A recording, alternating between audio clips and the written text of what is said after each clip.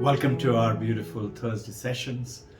Wonderful weather, nice crystal clear sky, and I wish you and we all land up with our mind just like the tiny babies, like the crystal clear blue sky. Beautiful sky. Clouds do come and go, but when the clouds come, we feel so miserable in our so-called samsara. We are going to continue our sessions with the Mandukya Upanishad. Let us start with our prayers to our mother. Om Asato Ma Satkamaya Tamaso Ma Jyotir Gamaya Mrityur Ma Amritam Gamaya. Om Shanti Shanti Shanti. Welcome back. We did a bit of session on the Thursday and Sunday on Mandukya. We're going to carry on this Mandukya Upanishad, maybe another 2 or 4 lectures, depending on how fast we proceed and how well the understanding take place. Basically, take the whole journey to discover something which, in this speed of life of the 21st century, nobody has time. And yet we want to be good. We want to be realizing who we really are. We know a little bit about the Vedanta now, people like you and I, and the keen seekers. And same question, Hanumanji asked Ramachandran, as we know in Ramayana thousands of years ago. I want realization. How should I go ahead? What is the answer for my path to realization? And Ramachandran tells Hanumanji, Mandukya ekamevalam mumukshanayam vimuktaye. Just one Mandukya Upanishad alone would give you absolute liberation. And if that you can't, then there are 108 Upanishads. You have to go ahead with the whole list of Upanishads given in Muktika Upanishad. This is the basic part of the Mandukya Upanishad, is saying you are one with God. You recollect, we have studied the various Mahavakyas just for replenishing. Same Mandukya Upanishad comes from the Atharva Veda and gives you, I am Atman Brahman. I am Atman Brahman. Brahman is Ishvara, Taittiriya Upanishad. Taittiriya Upanishad is telling. Remember, it's not Aittiriya Upanishad. Aittiriya Upanishad is from Rig Veda. And that also gives you another Mahavakya, Prajnana Brahman. This consciousness itself is Brahman, Ishvara, God. Mandukya Upanishad is going ahead through Atharva Veda, is I am Atman Brahman. Sounds close to each other, but they're Mahavakyas, and given in Rig Veda is the oldest of the Veda. And comes in Chandogya Upanishad, Mahavakyas, Tat Tom Asi. 9 times Shwetaketu came back from his teaching. His father asked him, saw very sprightly, I have done those days must be like college, university study. I know everything. The father asked him, Shwetaketu, has your teacher taught you? What is that one thing if you learn, you have learned everything? Now it is Shwetaketu's turn, who was otherwise looking very sprightly, I know everything, and that must be looking like Spider-Man. Now his face fell. He said, no. And he got scared. That father might tell me, then go back again to the university, learn it and come back. So he said, Father, you only teach me what is it. 9 times Shwetaketu's father teaches him in Chandogya Upanishad. Tat Tvam Asi. You are that. The essence of all these Mahavakyas and the Upanishad. All the Upanishads are telling the same thing, which Mandukya Upanishad goes ahead. And we have Aittariya Upanishad, Rig Veda, talking about Prajnana Brahman. We have Chandogya Upanishad, is telling from Samaveda, Tat Tvam Asi. We got Aham Brahmasmi, giving it from Aittariya Upanishad. And we are got I am Atman, Brahman, is from Mandukya Upanishad. This Upanishad what we are talking from, Atharva Veda. And the message is the same message. You are the ultimate reality. So what are you and I? We are that reality. If only we would know our status, then what happens? In one instant, all suffering finishes. And Kai Mana Vakya, with your body, with your mind, and with your words, whatever you want, instantly will be fulfilled. If you just understand who we really are, not just theoretically. It is like, it reminds me, there was one lady, actress, Greta Garbo. She was very fond of learning. Long time back, Hollywood. The one day in the Vedanta session, she used to come to Vedanta session. You'll be amazed to hear Vedanta is linked up with right from many space movies to latest the metrics to what you and I have been reading about the famous the stories about the ancient world and today's modern world. All of them are linked up and taken hint from the Vedanta. Swami Nikhilananda used to meet the George Harrison and used to talk to him about it. He's taken cues from there. And like that, you would be amazed that metrics is today explaining whatever the metrics explanation is from as per Vedanta explanation of Mandukya Upanishad. So the modern world, Harvard Divinity School, is going ahead and doing research on Vedanta. New York University, David Chalmers, we know it now, I keep mentioning it. And from Canada University, talking about even Thompson, same Mandukya Upanishad, a book, Waking, Dreaming, Being. We have shared the book with you.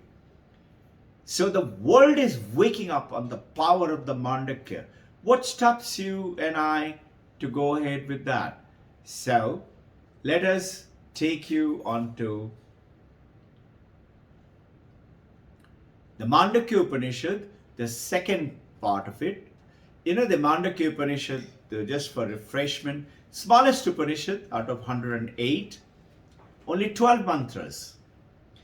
The first mantra is talking about only about the power and the secrecy and the strength and the origination of Om. A, U, M. That's the first mantra. And it goes ahead and gives you right up to the 12 mantras. Actually, Mandukya Upanishad starts from 7th mantra. But before that, it is talking about that through the inquiry, if only you can find out who you really are, and then that is the origination from Omkar to the end. Om is A, U, and N. Recollect our earlier session. A is the waking state. What do they say? Inquire. What do I inquire? You know, in most of the religion, they say, read books, study, do meditation, and when you die, then you might go to heaven. Then you will meet God. The best part of the Vedanta and these Upanishad is that they are saying, if God is real, if you are Brahman, you must realize it right now, right here, this moment. And this is the power which attracts most of the people like you and me. It goes ahead and explains this beautiful sessions for taking us across. So, there are two inquiries through the Mandukya Upanishad. The first one is the investigation into the self, which is with Om. And the second one is going into the first one is the Om, and the second one is onto the self. The first mantra itself is the Om inquiry. And then right up to 8, 9, 10, 11, 12 are the descriptions and the investigation itself of the mantras. This is the latest of the Mandukya Upanishad. This is the earlier one. We are lucky to have both of them. We will cover this through the Sunday sessions and take you across to understand this journey. All the entities which have existed in the past, all the inquiries, whatever is beyond time, that is Om. That is the inquiry beyond time. That is Om. The inquiry within the time is also Om. That means time, we say no, when did time begin? When would it end? These are questions I used to have as a child. I used to ask the monks. I didn't get the answer. Possibly they thought he's too young a monkey for me to tell you. They must have known about their Omkar. But before time, during the time, end of time, Om exists. And it is called Pranabadhvani, Anantam, infinitely. And the Om inquiry is the inquiry of everything. Is the first mantra going ahead and telling us. And the second inquiry is the mantra 2, which is talking about. It goes ahead and reads, Sarvam Hyateda Brahmayam Atma Brahmam Sayamatma Chatushpat Sayamatma Chatushta. It's talking about Sarvam is everything. Here that is Brahman. Everything is Brahman consciousness. And this Atma Brahman, Sayam Atman, is nothing else but Chatushta. Sayam Atma Chatushta. My self. This one is small self, which is called Jivatatma. And one is the big self, which is called Paramatma, which is nothing else but me. And what is this? Chatushta. What is this Chatushta? First, it's like you and I right now, listening, talking, is the waking experiences. So what is Mandukya talking about? Taking us through our experiences, which is what? Common. You don't have to go to some place. You don't have to go to Makkah or Babylon or Jerusalem or Kedarnath or Badrinath to understand. Right here, experience your waking and inquiry begin. And then that waking goes into, when you go into the sleep, into your dream state, the mind buckles up and mind starts to play with your, creates another mind and the body and takes you to various places. Have you ever realized whatever happens in your mind and in your dream, let's say you won a lottery ticket for 2 crore rupees, $2 million. You do not have to wake up and check up your bank account. You say, oh, it was only a dream. Supposing you hurt somebody, murdered somebody, you don't have to go for punishment when you wake up.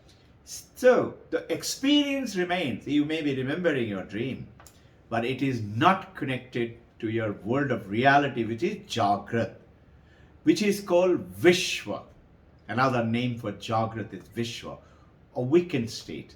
And Sapna is the dream sleep state. All this, everything there is Brahman. Talking about this very self is Brahman. And the third state goes on to say is after the dream sleep state, Swayam Atma Chatushta. First is Jagrat, second is Swapna, third is Sushupti, deep sleep. The effect in the deep sleep, mind totally shuts down. No thoughts, no memory, nothing. And yet when you get up, have you ever wondered how, when you wake up and say, I had a wonderful sleep, how did you know? Because in all three experiences, what is important is the inquiry, what Mandukya is talking about, is your consciousness, Chaitana. And Taittiriya Upanishad said that consciousness, that Chaitana is Ishvara, is God. And that is, in your waking, if you're not in the conscious state, if you're in coma, zero consciousness is I'm dead. And little bit consciousness is in coma. Little better is unconscious. The world vanishes for us, isn't it? Even in deep sleep. We don't know anything what is happening in the world out. So consciousness has to be there. You have to be conscious to experience the waking state, to experience the dream sleep too. If you're not, the consciousness is not there, dream sleep is not there. Neither the deep sleep. Then only you wake up and say, I had a wonderful sleep.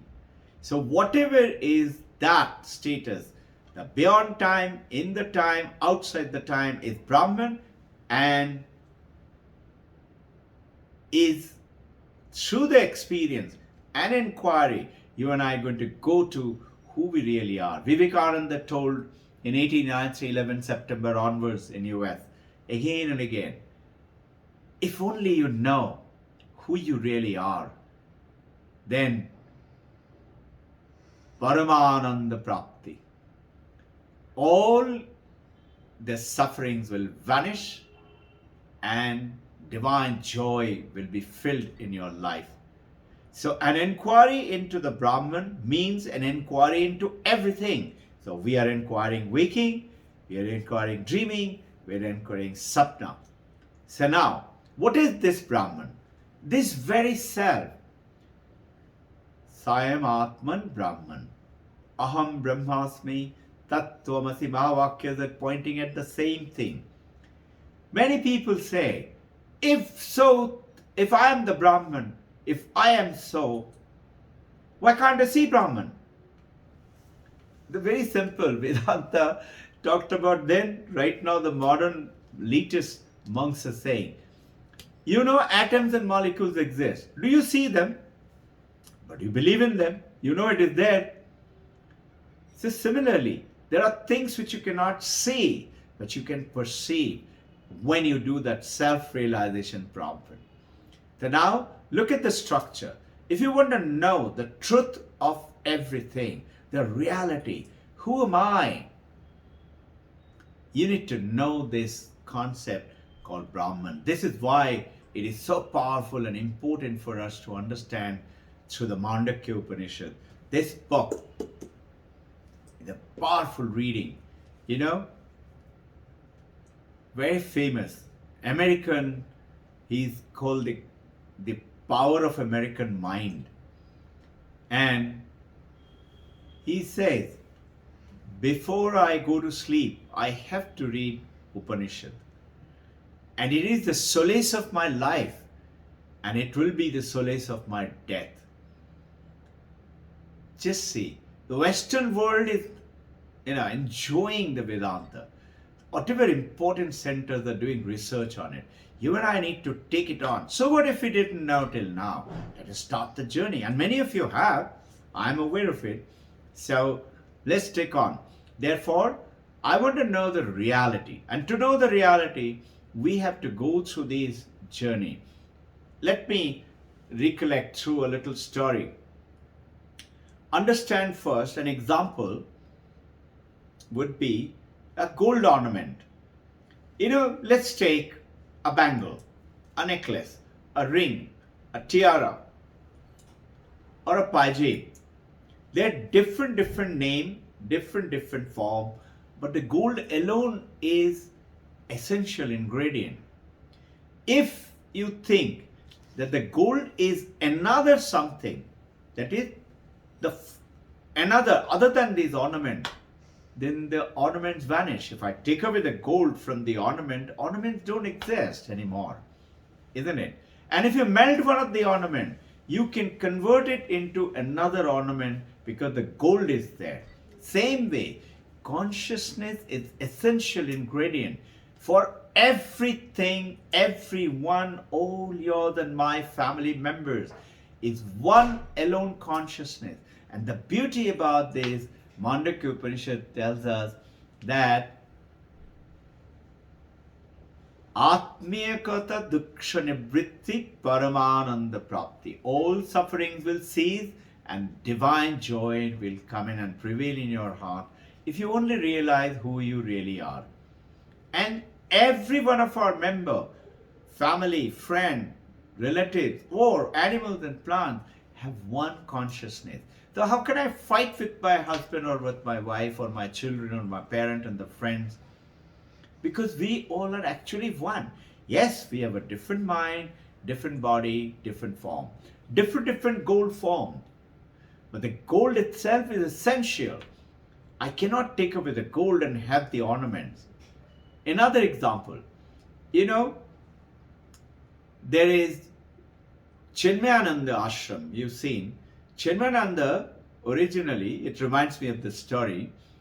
He was a great journalist, investigative journalist. So he had gone down and met Shivananda in Haridwar, Rishikesh. He spent quite some time to find out about the monks of Himalaya. Then he had this desire that I want to learn Upanishad the way monks have learned, then only I can write properly. And you know what happened? Eventually, he became a brahmachari and became a monk and started Chinmayananda ashram all over the world today.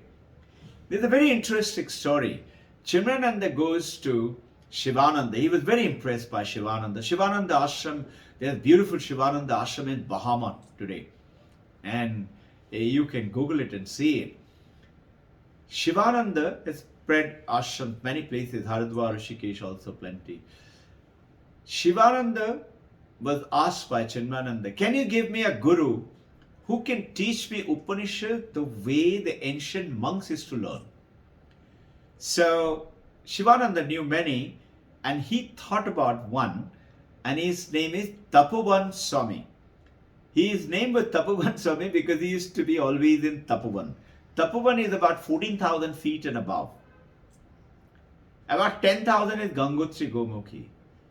And, Uttar Kashi and all is about 5,000 feet. Very cold, freezing throughout the year, and during winter time, unlivable. But Tapovan Swami and there are quite a few monks continue to live there. Amazing. Now, so Chinmayanandaji goes on and meets Tapovan Swami. And there is a hut in which he used to live. The conditions of learning Vedanta from Tapovan Swami were very strict. You have to make your own living arrangement in that snow-clad. Either it's a cave or you make your own hut.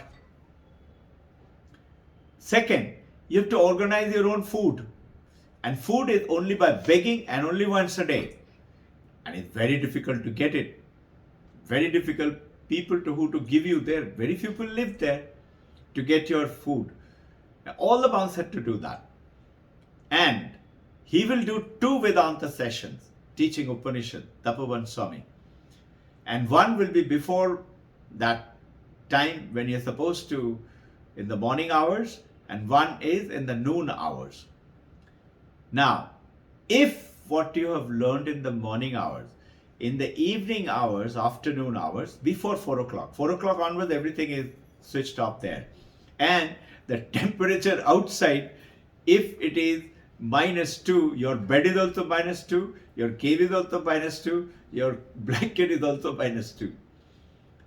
very difficult, tough condition they live to show that the body is not important. Now, if you do not tell in the afternoon session what you have learned in the morning, you are immediately banished from Tapovan Swami. He will never teach you anymore and he will ask you to leave from there. That tough for the condition. Under those tough conditions, everything tough, and yet our famous Indian Bharatiya monks continue to search for the truth and the reality. Who am I?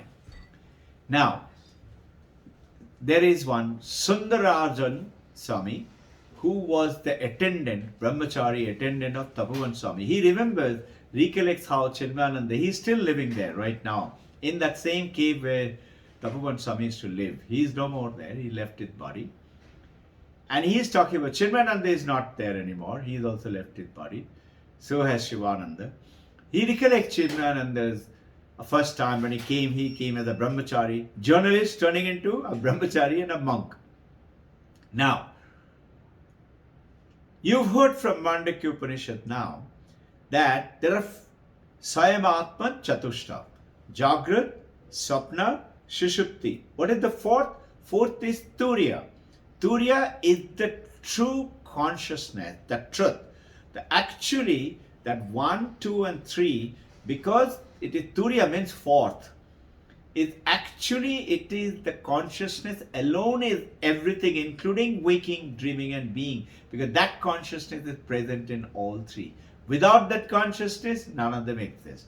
Without the gold, none of the ornament exists. Are you with me? Understanding? Without the water, the wave and the ocean, the river vanish. Now, this Turiyam is the fourth, is the understanding. So the question from Chinmayananda to Tapovan Swami one day was, if I am that Aham Brahmasmi, I am that fourth, the supreme, then what is the need for all this waking and dreaming and deep sleep? Why couldn't only there be consciousness? And the whole universe was only consciousness. Why was the necessary for waking, dreaming being to come in? Tapovan Swami didn't answer. And next day, as the morning session started, unlike Tapovan Swami, suddenly he tells Chinmayananda ji, get me some water to drink. Now, water meaning you have to go down from there, right down to where the river Ganga is flowing down. In that river, pick up that cold, chill water, and they have a little lota. He goes down, brings it. He's surprised. He never did this. Tapovan Swami never asked for water, certainly. Anyway, his guru is asking, so he goes down. It must be taking 10-15 minutes to go down all the way, then come back. And as he walks in with the lota filled with water, Tapovan Swami said, what did you bring? Showing anger. Chinmayananda is surprised. He says, sir, water? What have you brought? He said, sir, water? I have brought the lota filled with water. He said, what did I ask you to bring? He said, sir, water. He said, why did you bring the lota? Lota is that, the brass container. Immediately Chinmayananda ji writing, I had the flash and I understood why is this requirement of this manifestation of the consciousness cannot be experienced by anyone unless you have waking, dreaming and deep sleep. In other words, you have to have the form, you have to have the body, man's body, woman's body, you have to have the creation, you have to have these states. This is why the consciousness manifests itself, a beautiful way that Mandukya Upanishad was explained.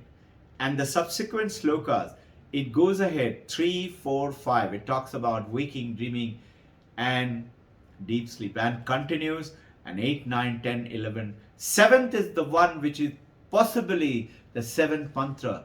It's the entire Veda, the Upanishad, the highest truth contained in it. We will come to it.